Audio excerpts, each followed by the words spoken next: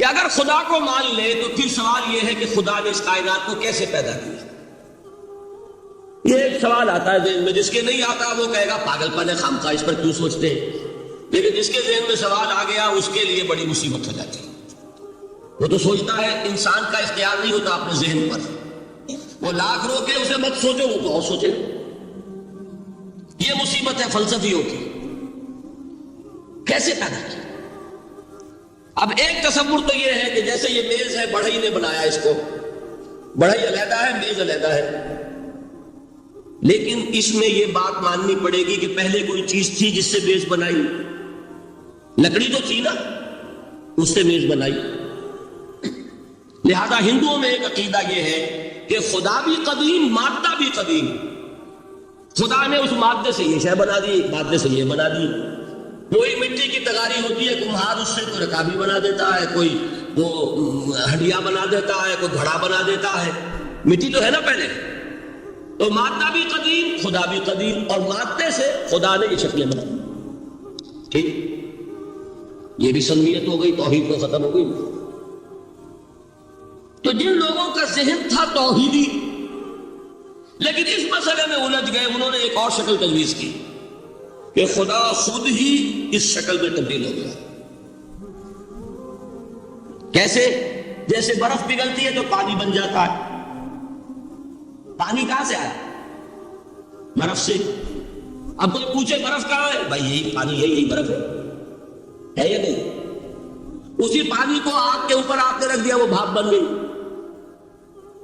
اب آپ کہیں برف کہاں ہے، پانی کہاں ہے؟ یہی بھاپ جو ہے یہی در حقیقت پانی ہے، یہی بھاپ جو ہے یہی برف ہے۔ یہ ہے وہ ہماوسٹینتھیزم جس کو انگریزی میں کہتے ہیں، کہ خود خدا نے روپ دھار لیا اس کائنات کا۔ یہ دو فلسفے ہیں۔ کیا ہے یہ؟ بدترین شرک۔ پہلی، اگر شکل ہے تو وہ انسان خدا قرار پا گیا، جس کو اوتار مانا وہ خدا ہو گیا کہ نہیں؟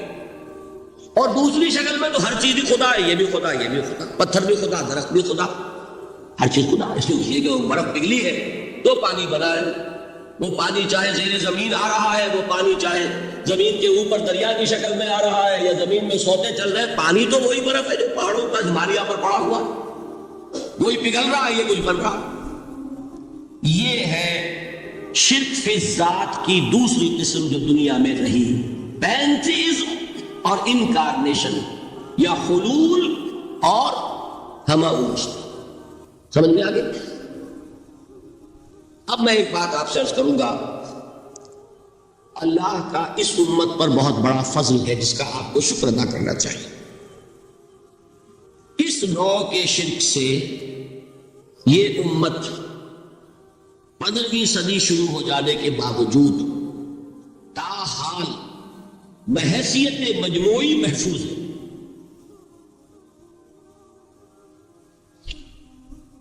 میں نے بحیثیت مجموعی کہا ہے، کوئی افراد یا عوام الناس یا جوہلاء یا شعراء یا نعت گو وہ مبالغہ آرائی میں کوئی بات کہہ دیتے ہو تو وہ علیحدہ بات ہے، لیکن مسلمانوں میں کوئی مستند فرقہ اور اس کے جو مستند عقائد ہیں ان میں الحمدللہ آج تک ایسی کوئی چیز شامل نہیں۔ اس کا جب آپ تقابل کریں گے نا،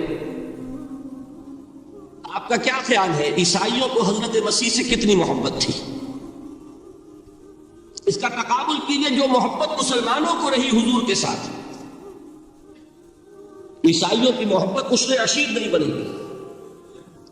اس محبت کے باوجود کہ ہمیں 10 گنا 100 گنا 1000 گنا زیادہ محبت ہے حضور کے ساتھ، لیکن دیکھیے کہ انہوں نے خدا کا بیٹا بنا دیا۔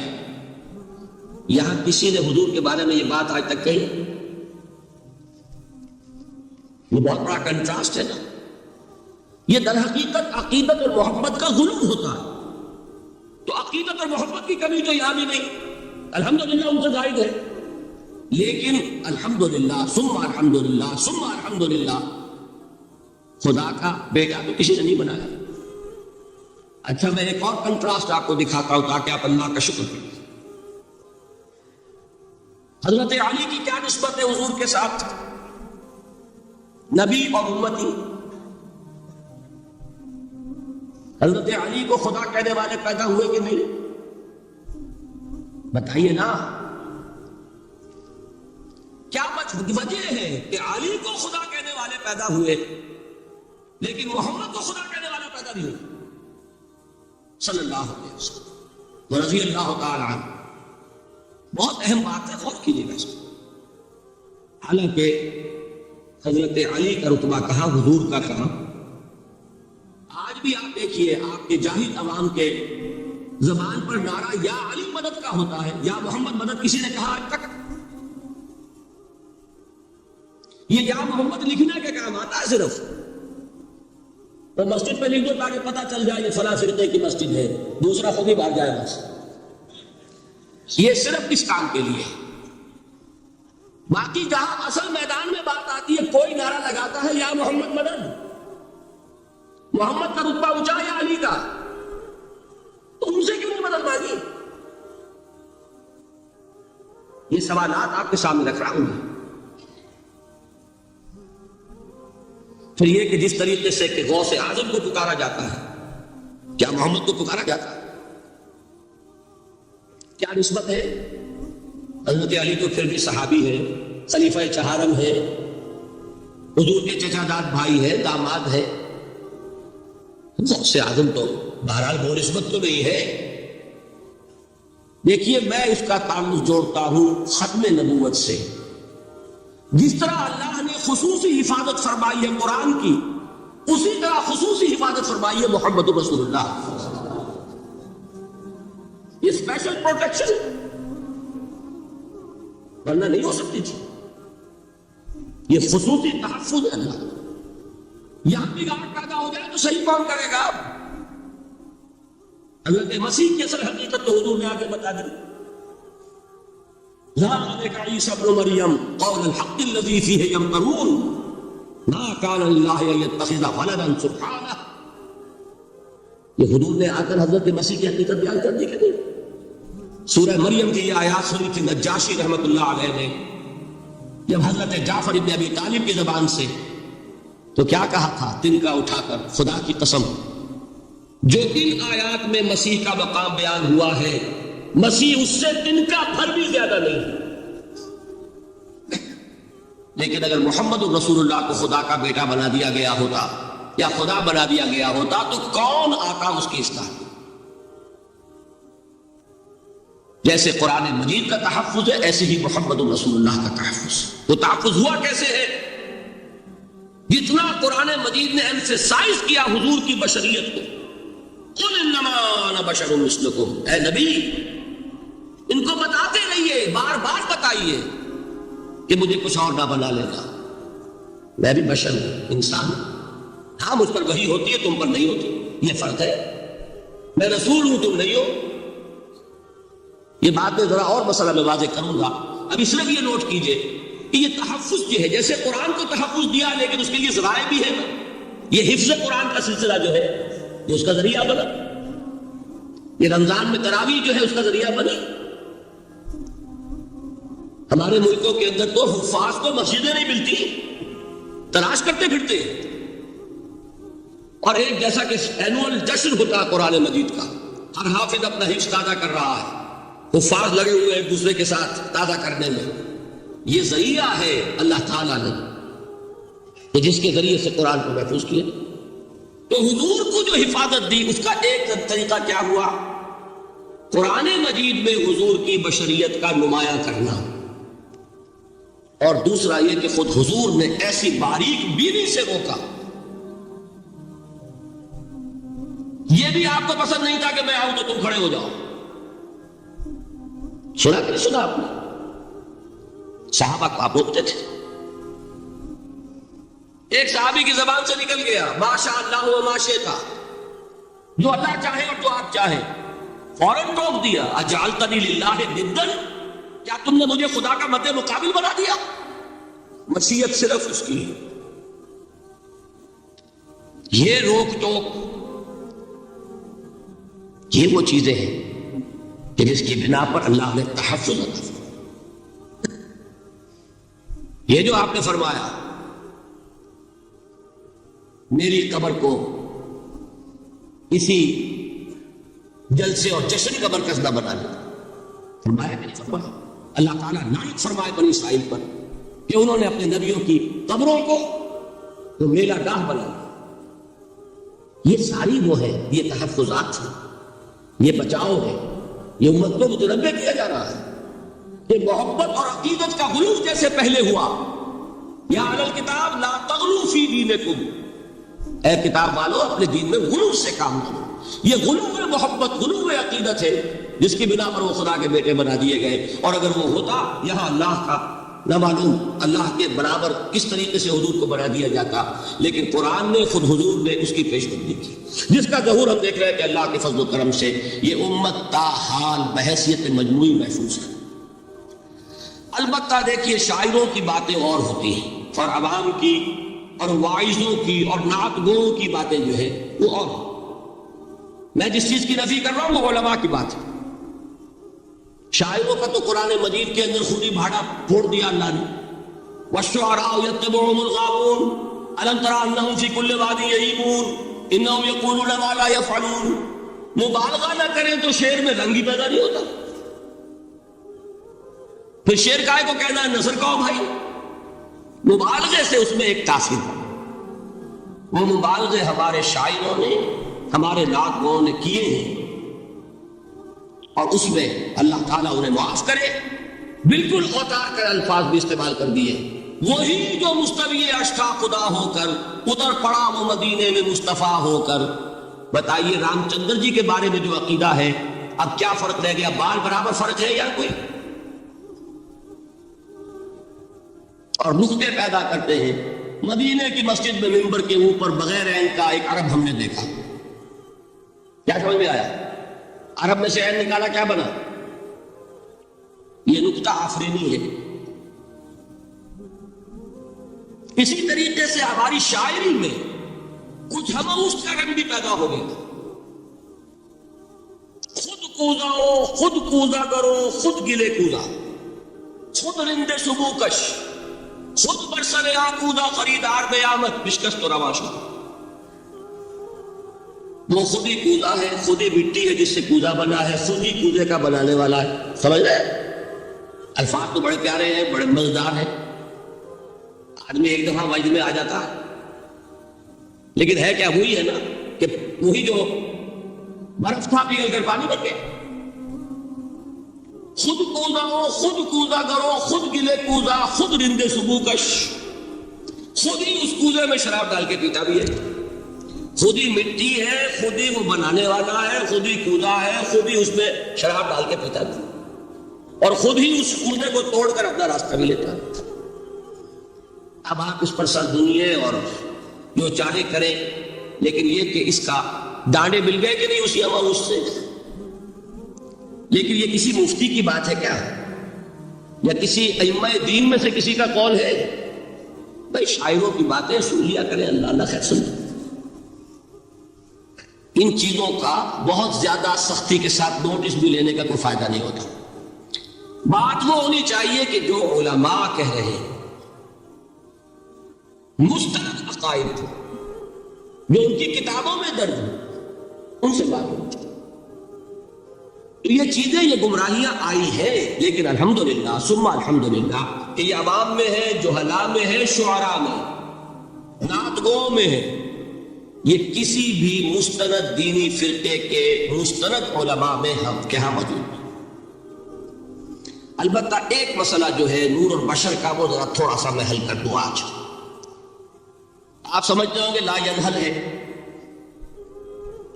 میں نے جس طرح کہا تھا کہ امام بخاری کا قول بھی 100% درست اور امام ابو حنیفہ کا بھی 100% درست ثابت کیا کہ نہیں، اسی طرح میں کہتا ہوں جو حضور کو بشر کہتے ہیں وہ بھی 100% درست، جو حضور کو نور کہتے ہیں وہ بھی 100% درست۔ مطلب کیا ہے؟ دیکھیے ہر انسان کے وجود کے دو حصے میں نے پہلے دن شاید کچھ بیان کیا تھا۔ ایک خاکی وجود، اور اینیمل بینگ جو حیوان ہے ہمارا، ایک وہ روح ربانی جو اس میں پھونکی گئی، آدم میں جب وہ روح پھونکی گئی تب وہ مسجود ملائک بنے. فَإِذَا سَوَّيْتُهُ وَنَفَخْتُ فِيهِ مِن رُوحِي فَقَعُوا لَهُ سَاجِدِينَ. دو جگہ آئے تھے قرآن مجید میں ایک شوشے کے فرق کے بغیر، سورہ حجر اور سورہ صاد. جب میں اس کو پوری طرح تیار کر لوں اور اس میں اپنی روح میں سے پھونک دوں تو گر پڑنا اس کے سامنے سجدے. ہمارا جو خاکی وجود ہے وہ ظلمانی ہے، اور جو ہمارا روحانی وجود ہے وہ نورانی ہے. اس کی نسبت کس سے ہے؟ اللہ سے. کیا سمجھ میں آئی؟ لیکن ہم نے اپنے اس نورانی وجود کو اپنے خاکی ظلمانی وجود میں دفن کیا ہوا ہے. اور محمد الرسول اللہ صلی اللہ علیہ وسلم کا وہ نورانی وجود آپ کے اس خاکی وجود پر اس درجے غالب تھا کہ وہ خاکی وجود معدوم کے درجے میں ہے، لیکن وہ حضور صلی اللہ علیہ وسلم پر اثر انداز نہیں ہو سکتا. وہی خاکی وجود ہے جسے ہم نفس کہتے ہیں. نفس غلبہ کر سکتے ہیں محمد صلی اللہ علیہ وسلم. حضور کی شخصیت کی نورانیت نے آپ کی شخصیت کے خاکی وجود کا احاطہ کیا ہوا. ہماری شخصیت کی ظلمانیت نے ہماری اس نورانیت کو گل کیا ہوا، دفن کیا ہوا، چھپایا ہوا. بس یہ فرق ہے. انہیں آپ کہہ لیں نور، صحیح ہے، ان کی نورانیت غالب. یہی بات ہے جو حضور نے اس طرح سمجھائی. دیکھو ہر انسان کے ساتھ ایک شیطان ہوتا ہے. اب کسی صحابی نے بڑی جرت سے کام لیا، پوچھ لیا حضور کہ آپ کے ساتھ بھی ہے؟ ہر انسان کے ساتھ جو کہا نا، تو انسان تو ہے آپ بھی، لیکن آپ کے ساتھ بھی ہے. آپ نے فرمایا ہے، لیکن میں نے اسے مسلمان کر رکھا. بات ختم ہو گئی. نفی نہیں ہے، وہ میرے تابع ہے، میرا مطیع ہے، مجھے قدم نہیں پہنچا سکتا. ہے تو صحیح، لیکن نہ ہونے کے درجے میں آ گیا کہ نہیں. یہ ہے فرق صاحب. اور میں یہاں پہ کوٹ کرنا چاہتا ہوں ایک بہت بڑے بریلوی مکتب فکر کے عالم دین صاحبزادہ، نام میرے ذہن سے ایک دم اتر گیا، سید الحسن. اللہ تعالیٰ ان کی خطاؤں سے درگزر فرمائے، ان کی مغفرت فرمائے. آپ نے سنا ہوگا. انہوں نے ایک روز تقریر کی جو میں نے سنی، اور تقریر کہاں کی؟ ساہیوال میں. وہاں کا ایک بہت مشہور چوک ہے، مہاجرین، مسجد مہاجرین کہلاتی ہے، وہاں تقریر تھی. میں نے سنی. ان کے الفاظ یہ تھے کہ کیا آپ لوگ ہمیں جاہل سمجھتے ہیں؟ کیا ہمیں عربی نہیں آتی؟ کیا ہم نے قرآن نہیں پڑھا جس میں بار بار یہ لکھا ہوا ہے کہ حضور بشر ہے؟ حضور بشر ہیں، لیکن اصل میں ہم حضور کی بشریت کو نمایاں کرنے کو سوء ادب سمجھتے ہیں. بات سمجھیے آپ نے؟ اس طرح پیاری بات ہے. انہوں نے کہا کہ آپ کے باپ کا نام کیا ہے؟ عبد الرحمان. آپ عبد الرحمان کہہ کے پکارتے ہیں انہیں؟ ابا جان. ابھی آپ نے وہ آیات سنی، حضرت ابراہیم نے اپنے مشرک باپ کو یا ابت ہے، یا ابت ہے، بڑا پیارا ترجمہ کیا. ابا جان، ابا جان، کیا نام لے؟ آپ کے باپ کا نام ہے، نام نہیں لیتے آپ. کیوں؟ ادب کی وجہ سے. اسی وجہ سے ہم در حقیقت حضور کی بشریت کو نمایاں کرنے کو سوء ادب سمجھتے ہیں. ورنہ کوئی ہم جاہل ہیں، ہمیں عربی نہیں آتی، ہم نے قرآن نہیں پڑھا، ہم جانتے ہیں کہ وہ بشر. بات سمجھ میں آئی؟ کتنی آسانی سے مسئلہ حل ہوتا ہے، بشرطے کہ نیت حل کرنے کی ہو. آخر آمنہ کے بیٹے ہیں، عبداللہ کے بیٹے ہیں، عبد المطلب کے پوتے ہیں. بچپن آپ پر گزرا ہے، لڑکپن آپ پر گزرا ہے، نوجوانی آپ پر آئی ہے، جوانی آپ پر آئی ہے، شادی آپ نے کی ہے، اولاد آپ کی ہے. کون بے وقوف احمق ہوگا کہ جو آپ کی بشریت کا انکار کرے؟ لیکن یہ کہ جس طریقے سے اس کو بیان کیا جاتا ہے وہ ایک مسئلہ بن گیا اختلافی، وہ رد و قضا اور کھینچ تان. اور اس میں بھی سمجھ لیجئے مثلکم پر جو ایمفیسس بعض حضرات دے دیتے ہیں اپنے توحیدی جو ان کے اندر ایک مزاج ہے، اللہ تعالیٰ ان کے مزاج کو اور پختہ کرے، لیکن اس میں بھی مبالغہ کیا جاتا ہے. ایک حدیث مجھ سے سنیے جس میں حضور نے مثل کا انکار کیا. مثلکم کا مطلب اگر کسی نے سمجھا کہ بالکل ہم جیسے ہیں تو بہت بڑی مغالطہ ہے۔ حضور صوم وصال سے منع فرماتے تھے، خود رکھتے تھے۔ صوم وصال کیا ہے؟ آج روزہ رکھا، شام کو افطار نہیں کیا، وہی روزہ رات بھر چل رہا ہے، اگلے دن بھی چل رہا ہے، شام تک کو جا کے پھر کھولا تو 2 دن کا صوم وصال ہو گیا۔ اگلے دن بھی نہیں کھولا، چلا تو 72 گھنٹے کا صوم وصال ہو گیا۔ یہ کیا ہے؟ صوم وصال خود رکھتے تھے اور صحابہ کو روکا۔ صحابہ میں سے کسی نے ہمت کر لی، حضور آپ خود رکھتے ہمیں روکتے۔ فرماتے ہیں ایکم مثلی، تم میں سے کون مجھ جیسا ہے؟ ابھی تو عند ربی، میں تو اپنے رب کے پاس رات گزارتا ہوں، وہ یطعمنی ویسقین، وہ مجھے کھلاتا ہے پلاتا ہے۔ بتائیے کون ہے جو اس کا دعویٰ کرے گا؟ حضور کے خصائص ہیں۔ حضور خود فرماتے ہیں تم صرف سامنے سے دیکھتے ہو، میں پیچھے سے بھی دیکھتا ہوں۔ کہا ہوا وہ مثلیت؟ اگر آپ نے بالکل اپنے جیسا سمجھ لیا تو بڑے مخاطب ہیں۔ نبی کا مقام ہے، نبی کا رتبہ ہے، نبی کے خصائص ہیں۔ آپ سو گئے تو آپ کی نیند، آپ کی وضو ٹوٹ گئی اور نبی سو گیا تو کہاں گئی مثلیت میں؟ مثل اس معنی میں بشر ہے، نسل آدم سے ہے، اس میں کوئی شک نہیں، اس معنی میں مثل ٹھیک ہے۔ قل انما انا بشر مثلکم، لیکن ہر اعتبار سے تو سب سے بڑا فرق یہی ہے کہ وہی آ رہی ہے۔ معراج پہ تشریف لے گئے ہیں، اس دنیا میں بیٹھے ہوئے بھی جنت کا مشاہدہ فرما دیتے ہیں، کرا دیا جاتا ہے، دوزخ کا مشاہدہ کرایا جاتا ہے، فرشتے کو دیکھ رہے ہیں، یہ چیزیں ہیں۔ اور پھر خصائص جیسا کہ میں نے عرض کیا کہ آپ پیچھے سے بھی دیکھتے ہیں۔ آپ کا معاملہ یہ ہے کہ آپ اگر سو جائیں تو آپ کا وضو نہیں ختم ہوگا۔ یہ ساری چیزیں جو ہیں ان سب کو بیلنس کیجئے تو معلوم ہوگا کہ آپ بشر بھی ہیں، 100% درست، لیکن آپ کی وہ نورانیت، آپ سراج منیر، ہدایت کا روشن چراغ، آپ کی جو روح انور ہے، وہ آپ کے اس جسدی وجود پر اس طریقے سے حاوی ہے کہ گویا کہ اس نے اس کی ظلمانیت کو ختم کر کے رکھ دیا۔ اس معنی میں کوئی کہے نور مجسم تو مجھے کوئی اعتراض نہیں۔ یہ ہے ان چیزوں کو جمع کرنے کی شکل، خام خواہ کی کھینچتان کے سوا کچھ نہیں۔ بہرحال یہ پہلا حصہ ختم ہوا، شرک فی الذات۔ اب آئیے شرک فی الصفات۔ میں نے عرض کیا تھا کہ یہ ایک بڑا علمی مسئلہ ہے اور اس میں ٹھوکر لگ جاتی ہے۔ وجہ کیا ہے اس کو سمجھ لیں۔ بنیادی بات، ہماری زبان جو ہے وہ بہت محدود ہے۔ ہماری ہی زبان ہے جس سے اللہ کے ذریعہ بنایا اپنی ہدایت کا، ورنہ ہمارے پلے نہ پڑتی بات، ظاہر ہے۔ لیکن ہماری زبان کی محدودیت ہے۔ اس محدودیت کا ایک مظہر یہ ہے کہ ہم جو الفاظ اللہ کے لیے بطور صفت استعمال کرتے ہیں وہی الفاظ مخلوقات کے لیے بھی کر لیتے ہیں۔ اللہ موجود، ہم بھی موجود۔ اللہ زندہ، ہم بھی زندہ۔ اللہ علیم، تو انسان علیم ہی علیم نہیں، علامہ بھی ہے کہ نہیں؟ یہ تو بڑا مبالغے کا لفظ ہے، انسان علامہ ہے۔ اللہ دیکھتا ہے، بصیر ہے، ہم بھی بصیر ہیں۔ اللہ سنتا ہے، سمیع ہے، ہم بھی سنتے ہیں۔ اللہ کو قدرت حاصل ہے، کچھ ہمیں بھی حاصل ہے۔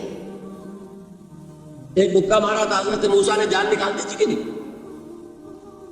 ہے نا کچھ نہ کچھ۔ اللہ چاہتا ہے، ہم بھی چاہتے ہیں۔ اسے دیکھیے چاہت میں وہ ہو گیا تھا جس پر روک دیا حضور نے، ما شاء اللہ و ما شئت اجعلتنی للہ ندا، کیا تم نے مجھے اللہ کا مد مقابل بنا دیا؟ دھوکہ ان الفاظ کے اشتراک کی وجہ سے لگ جاتا ہے۔ بات سمجھ میں آئی؟ اب اس میں فارمولہ میں نے عرض کیا تھا کہ ایک نوٹ کر لیں تو مسئلے سارے حل ہو جائیں۔ جب ہم کوئی لفظ بطور صفت اللہ کے لیے بولتے ہیں اور اسی لفظ کو مخلوق میں سے کسی کے لیے بولتے ہیں. مخلوق میں سب آ گئے، جمادات، حیوانات، انسان، اولیاء اللہ، فرشتے، انبیاء، رسول، سب مخلوق تو ہے نا. وہ کل مخلوقات.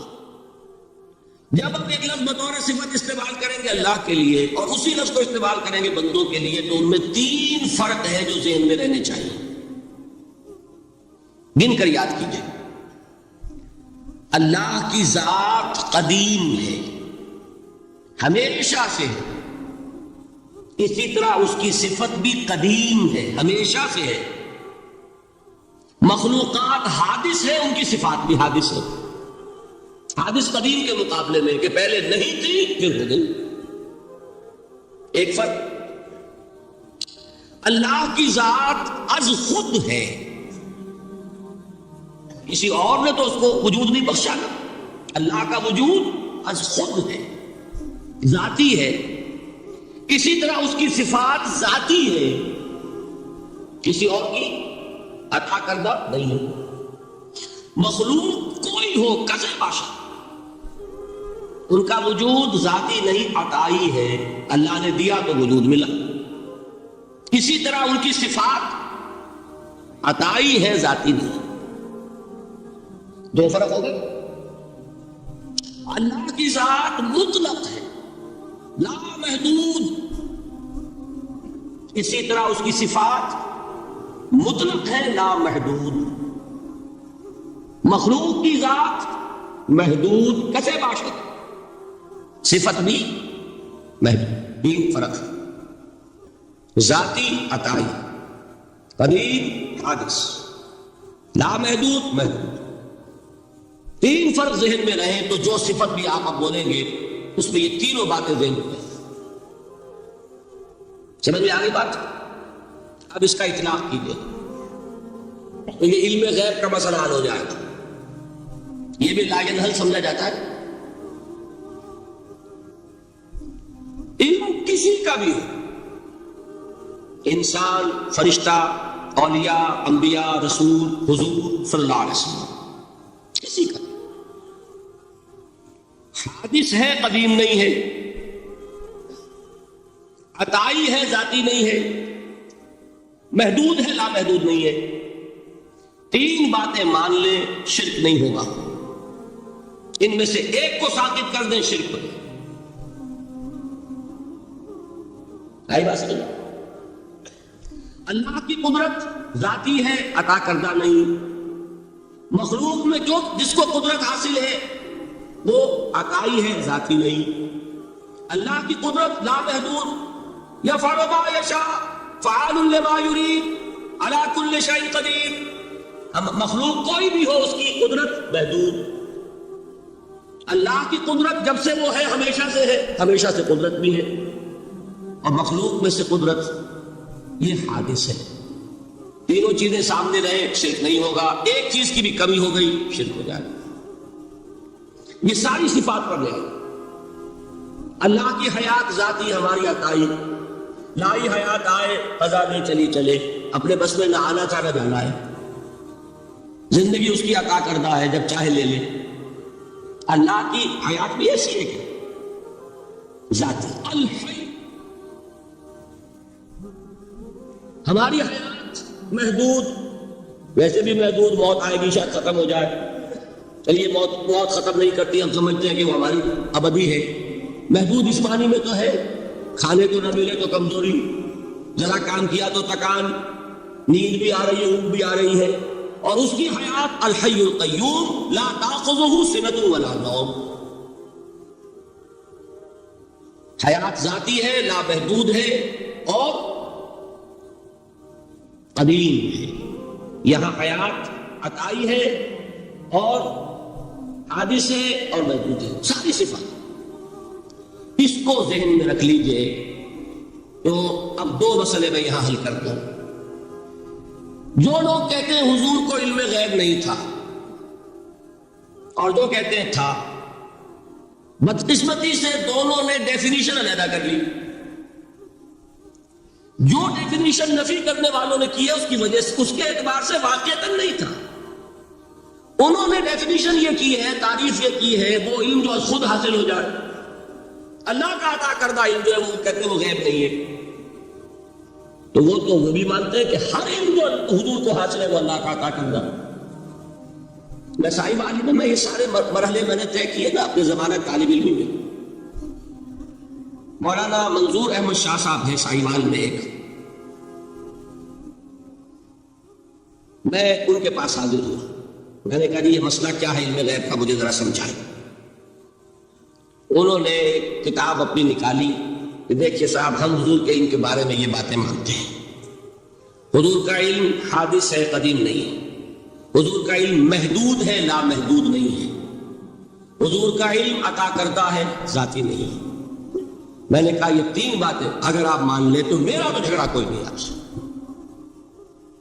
ہوتا کیا ہے جب آئیں گے وعظ میں، خطابت میں، تو عالم ما کان وما یکون، اب الفاظ وہ استعمال کر جائیں گے، ایک واعظ ہے، عام مقرر ہے، واہ واہ ہوتی ہی نہیں، نعرے لگتے ہی نہیں، محفل میں گرمی آتی نہیں جب تک کہ ایسے مبالغے نہ کریں۔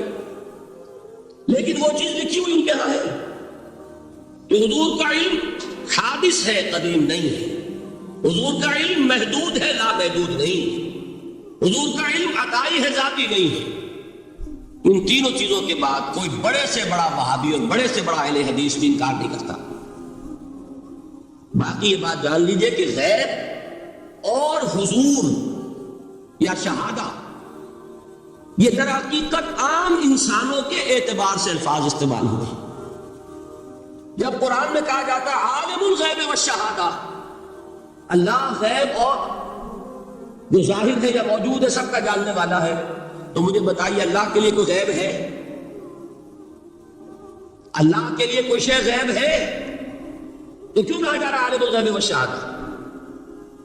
وہ ہمارے اعتبار سے کہا جا رہا ہے، جو تمہارے لیے غیب ہے اللہ اس کو بھی جانتا ہے، اور جو تمہارے سامنے اللہ اسے بھی جانتا ہے۔ اللہ کے لیے تو کل شہادہ ہے، کسی شے کا لا یعزب عنہ مثقال ذرۃ فی السماوات والارض، آسمانوں اور زمین کا ایک ذرہ بھی اس سے غائب نہیں ہوتا۔ غیب کا وجود کیا اللہ کا؟ تو یہ الفاظ مستعمل ہیں ریلیٹو ہمارے اعتبار سے، اور ہمارے اعتبار سے جو شے غیب ہے اس میں سے ایک حصہ اللہ دیتا ہے نبی کو، تبھی تو نبی بنا۔ فرشتے کو دیکھا، فرشتہ ہمارے لیے غیب ہے۔ جنت دکھائی کہ نہیں دکھائی، ہمارے لیے غیب ہے کہ نہیں؟ دوزخ کا مشاہدہ کرایا کہ نہیں کرایا، ہمارے لیے وہ غیب ہے کہ نہیں ہے؟ جو چیزیں ہمارے لیے غیب ہیں انہی کے پردے اللہ کچھ اٹھاتا ہے، کل غیب نہیں۔ کل غیب کا علم ہو جائے گا تو وہ شرک ہو جائے گا۔ کل کا لفظ جہاں آیا شرک ہوا۔ جب آپ کہہ رہے ہیں محدود ہے، لا محدود نہیں ہے، تو کل کا لفظ استعمال نہیں کر سکتے۔ لیکن غیب میں سے کچھ علم دیا گیا تبھی تو نبی بنا، ورنہ میرے اور نبی میں فرق کیا ہوا پھر؟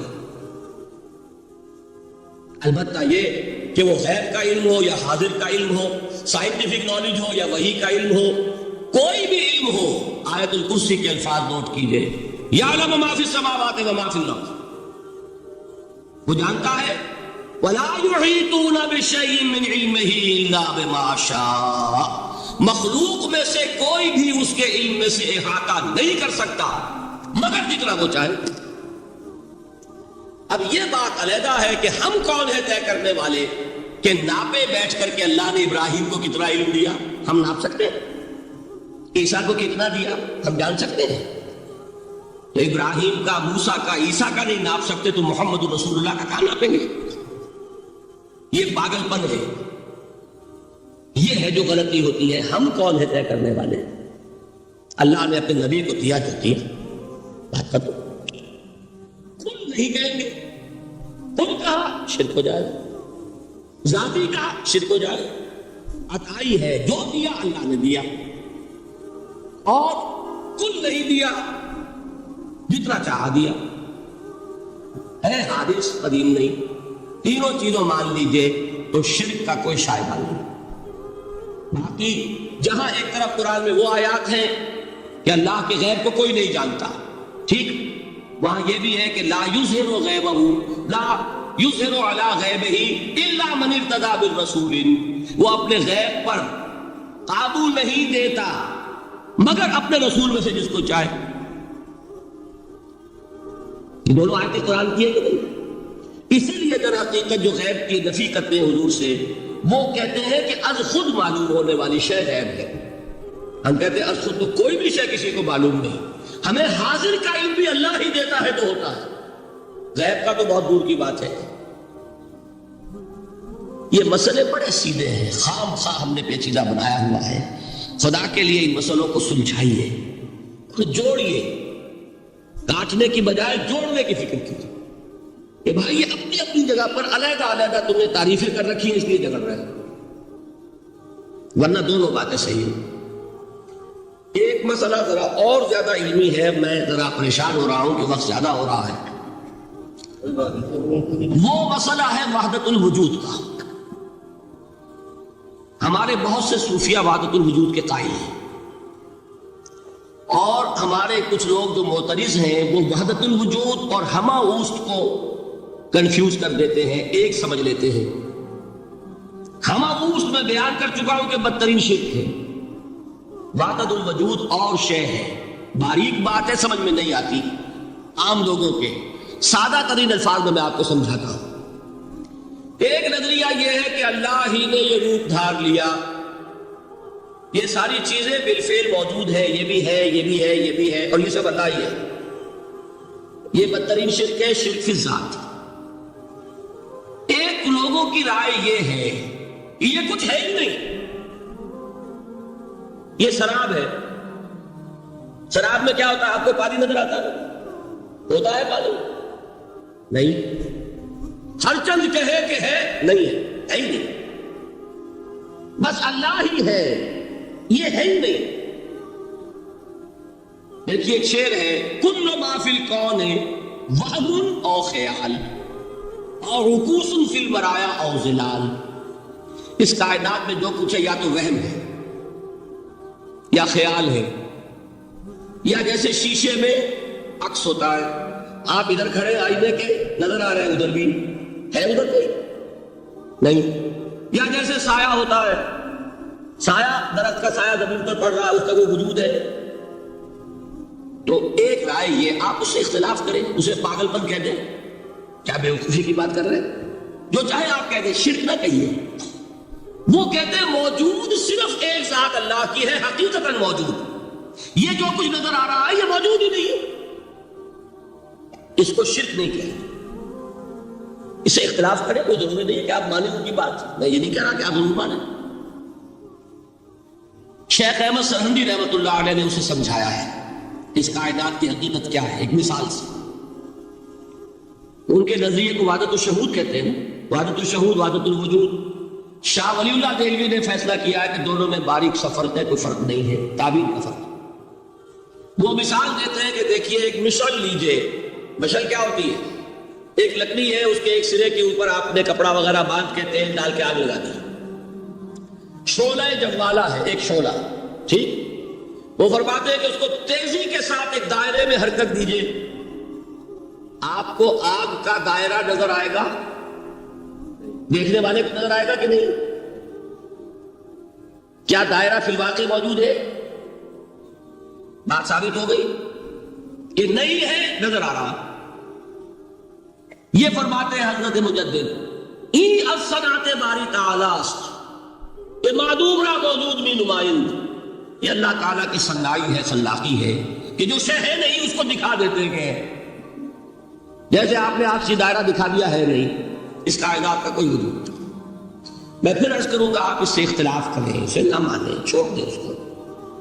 یہ مسئلے ہیں فلسفے کے، لیکن سوال یہ ہے کہ اس کو شرک نہیں کہیں گے آپ. شرک وہ ہے جب کہیں یہ بھی شے ہے اور خدا ہے، یہ بھی ہے اور خدا ہے، پتھر بھی ہے اور خدا ہے.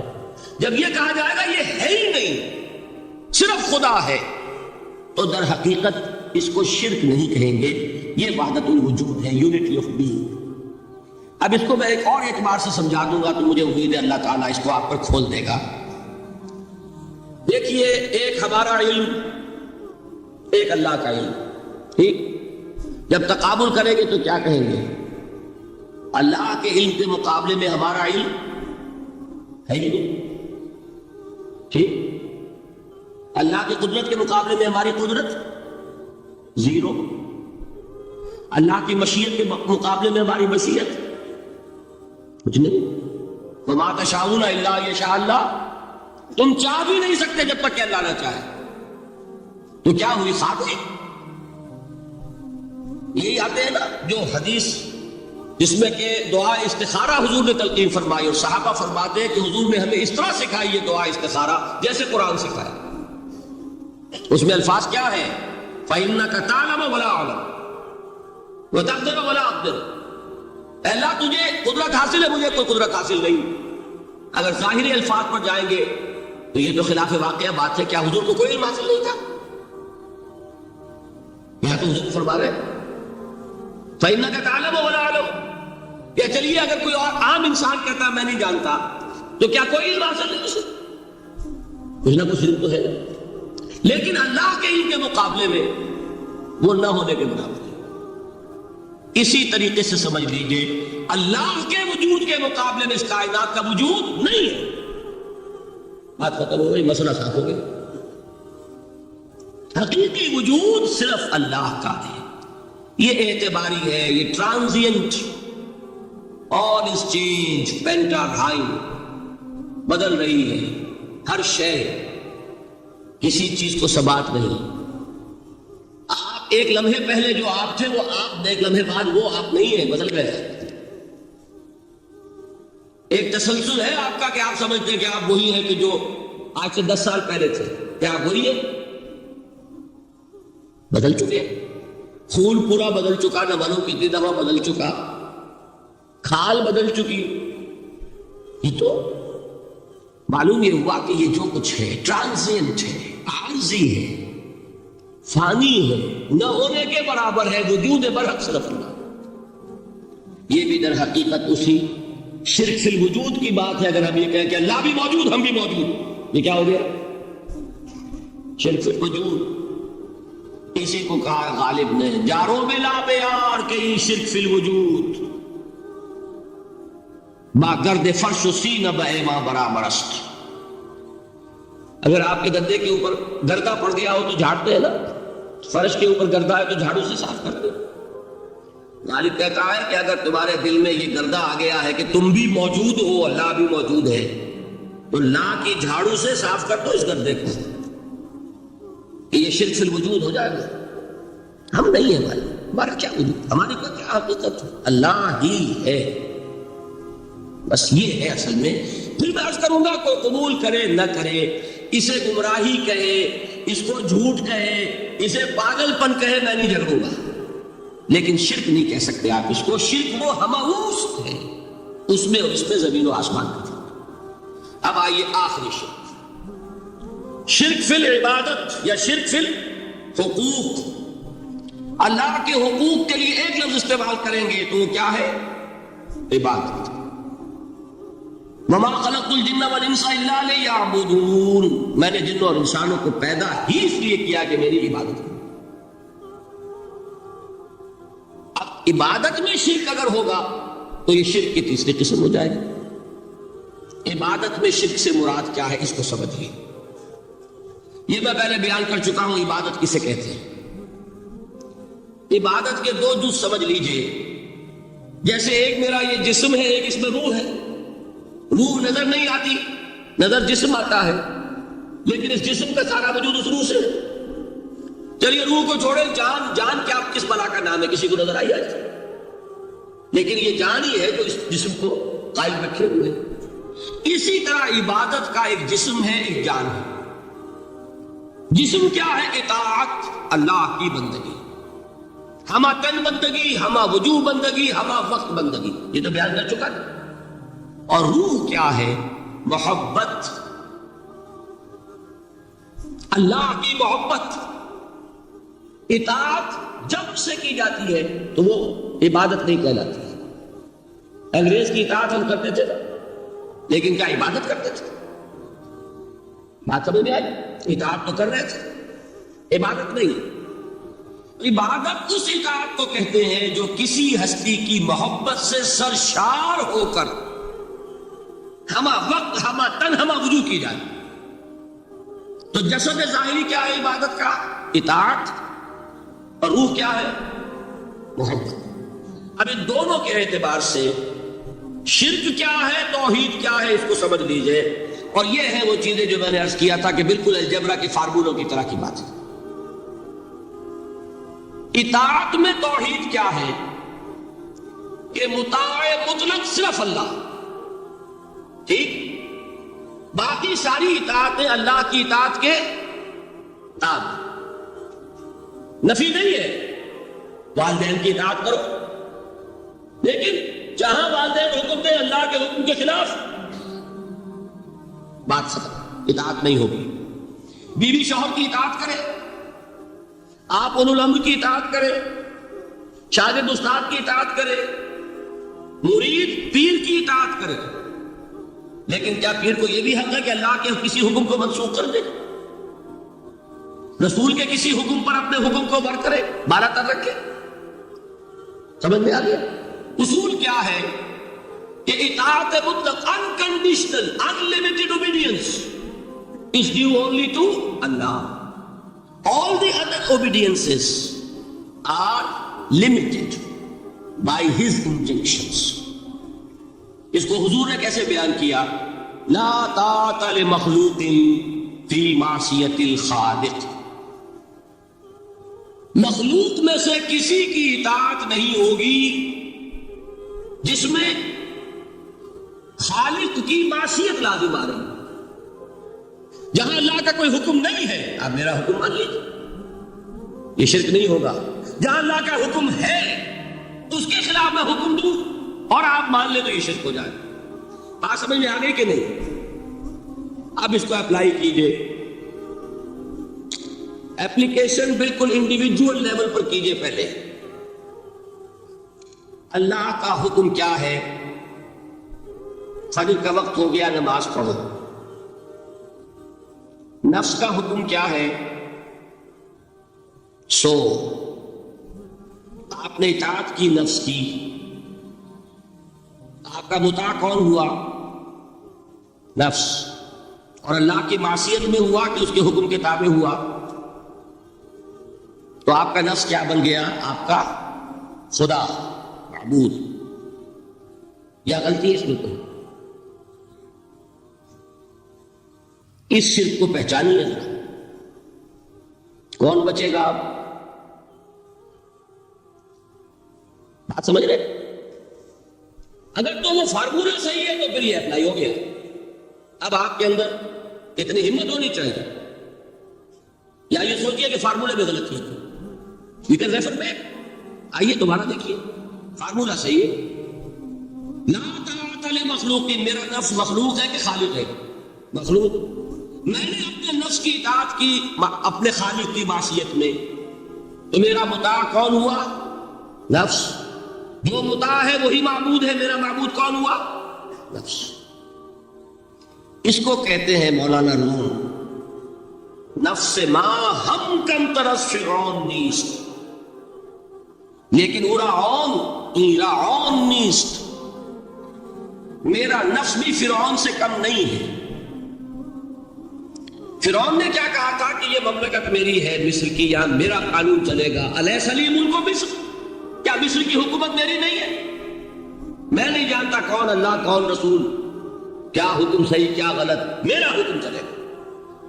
تو میرا نفس بھی تو یہی کہتا، میں نہیں جانتا کیا اللہ کا حکم کیا رسول کا حکم، میری مرضی پوری کرنی پڑے گی، میری خواہش، میری چاہت، میری تمنا وہ پوری کرنی پڑے گی۔ اور ہم ہاتھ جوڑ کر اس کے آگے کھڑے ہو جائیں کہ بھائی ٹھیک ہے، جو تیری مرضی، اللہ کی مرضی پیچھے، تیری مرضی پہلے، تو معبود کون ہوا؟ نفس ما ہم کم طرز فرعون نیست، لیکن ایرعون نیست۔ ٹھیک، قرآن سے سند چاہیے۔ قرآن نے فرمایا ارأیت من اتخذ الہہ ہواہ، کیا تم نے دیکھا اس شخص کو جس نے اپنے خواہش نفس کو اپنا الہ بنا رکھا ہے؟ الہ کا لفظ وہ ہے جو آپ کے کلمہ طیبہ میں ہے، کہہ رہا ہے لا الہ الا اللہ، اور تسبیح پڑھ رہا ہے لا الہ الا اللہ، اور جب فارغ ہوتا ہے تو نفس کو فوراً معبود بنا دیتا ہے. ارأیت من اتخذ الہہ ہواہ، کیا تم نے دیکھا اس شخص کو جس نے بنا لیا اپنی خواہش نفس کو اپنا معبود. اچھا اسی کو میں ٹاپ پر لے جا رہا ہوں، درمیان میں فل ان دی بلینکس آپ کر لیجئے گا. یہ میں نے کہا تھا انڈیویجول میں. اب آئیے کلیکٹیو لائف جو ہے، قومی زندگی، اس میں سب سے اونچی چیز کیا ہوتی ہے؟ کسی بھی ریاست کا دستور. دستور میں کیا بات طے ہوتی ہے؟ اولین کہ حاکمیت کس کی. ٹھیک، اگر آپ نے کہا جمہور کی حاکمیت ہے، کسی نے کہا فلاں خاندان کی حاکمیت ہے، کیا ہوا؟ یہ ہوا کہ نہیں؟ گھبرا کیوں رہے ہیں؟ پکڑے نہیں جائیں گے.